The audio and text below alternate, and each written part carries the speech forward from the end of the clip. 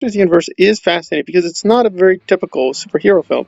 In fact, for its time period, it's very unusual that for a quote superhero film, it's actually very true to its comic book kind of origins and roots. Now, He-Man himself as a cartoon is not based on a comic book, but it's pretty obvious what they're taking cues from. And the film is really fascinating from that angle that it is basically taking the work of Jack Kirby, who essentially, if you want to make it a very short story, between him and Stan Lee, they essentially created the Marvel Universe. And Kirby all by himself created the New Gods, which is where we get Darkseid, Orion, and a big part of the DC Universe. So from that kind of creative mindset, you'd think this would at least be really fun and thrilling and be rewarding, but you would be wrong, because I think the problem with He-Man is that, it sounds really bizarre to say this, but the cartoon was really, really creative.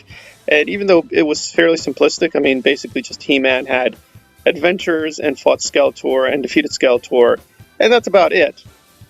There were a lot of complexities to the way he and Skeletor interacted with one another, and Skeletor was not the plain villain. He actually had a very interesting set of deep ethics and sense of honor, and he'd actually helped He-Man at certain points, usually because some of his schemes backfired and he needed the help, but so be it. But the film tries to go another route entirely. It takes seriously the 1960s aesthetic of the Marvel Comics and bring it up to date into the 1980s, but keep a lot of the naive, goofy nature of it, but not do anything more with it. Whereas a lot of films, even at this time period, are trying to take the superhero genre a little bit more seriously, and so tonally, it just came out at the wrong time with the wrong approach, because this is the era of Frank Miller, Alan Moore, The Dark Knight, Watchmen, and the more mature attempt at the superhero, and this is kind of going completely backwards. I'd have to say, even in terms of Star Wars, this is way more juvenile, and I actually appreciate that. I do think this is actually not a bad film. There's a lot of things that are going forward, and it has an interesting narrative structure. It begins with Skeletor having actually won the whole battle. He basically has everything he wants, and so it's sort of like a last-ditch effort to stop him. But before the adventure even gets going on Eternia, they do a dimensional jump shift to Earth. And the bulk of the film is on Earth, where He-Man basically tries to figure out, well, what exactly is Skeletor up to? And he essentially just wants this thing called the Cosmic Key. It's about protecting the key from Skeletor, and much of the film is just about the key. It's not even really about He-Man. In fact, He-Man is not in the film all that much to begin with. So it's a really screwy film and project, and there's enough good stuff that makes it delightful, and it's never boring. But it is sharply marked by its budget. It just doesn't have the costumes or the imagination or creativity that a much bigger project would have. So they're really trying to save time and effort by bringing everything to Earth and not giving us full-blown Eternia. We only get a really small chunk of Eternia. And if you like the cartoon, they've cut out a huge amount of the cartoon just to make it to the big screen. So we don't get Battle Cat, we don't get Orko, we don't get tons and tons of people and characters that we had in the cartoon are completely missing. And the ones that we do have act so strange and bizarre and don't look at all like their counterparts. So you're kind of wondering, like, what are they even thinking? So it's not going to really be for you if you like the cartoon. It doesn't even have the Atom persona. That's completely dropped as well. So for all we know, it's just He-Man. He has a sword. He's very powerful. And that's it. And I actually like Dolph a lot. People think he's stupid. No, he's actually very, very brilliant and intelligent actor. But he's not given much to work with. He just does very simple phrases. It's a very bland, noble superhero type. And that's it. There's not much else. I mean, the great thing about the cartoon is the characters were so fleshed out and they had such personality. But here, they're just kind of blank slates and they're kind of robotic. And even the Courtney Cox character, which I would think would be a little fascinating, her being like shocked or stunned by what is happening, it's just a very kind of plain, everyday heroine who's like, oh, this is an extraordinary situation. Interesting.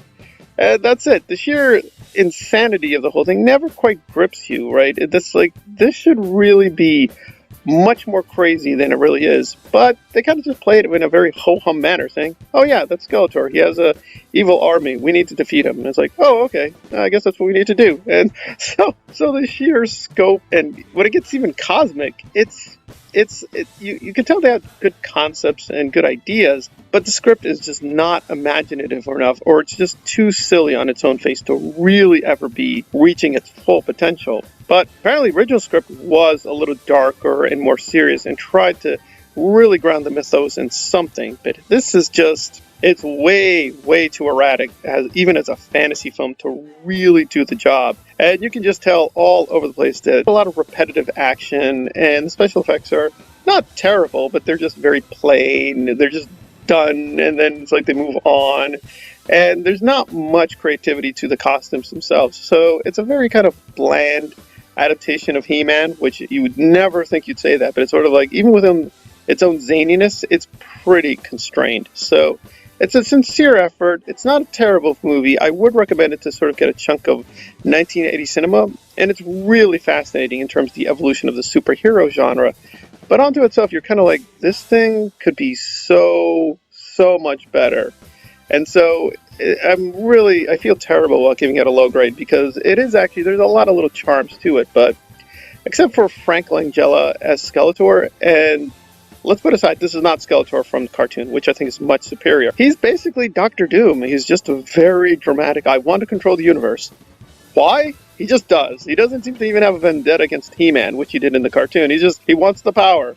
And he gets the power, he becomes all powerful. And you're like, okay, interesting. All right. And supposedly he's supposed to be Darkseid. I don't sense any Darkseid here. This just seems a very weird version of Doctor Doom. And he plays that very well with a lot of gusto, but I actually found him a little annoying and distracting. So even sort of the best part of this is not as attractive as it should be. So I'm giving Masters of the Universe a 6 out of 10, but I would recommend it. It is fun enough that if you don't think too much about the plot, you can just enjoy it at the basic visceral level. But as soon as you do start thinking about it, even at a little bit, the thing is going to collapse and going to be like, oof, this thing needs a lot more work and a lot more rethinking. But it is kind of fascinating in its own terms. All right, thanks for listening.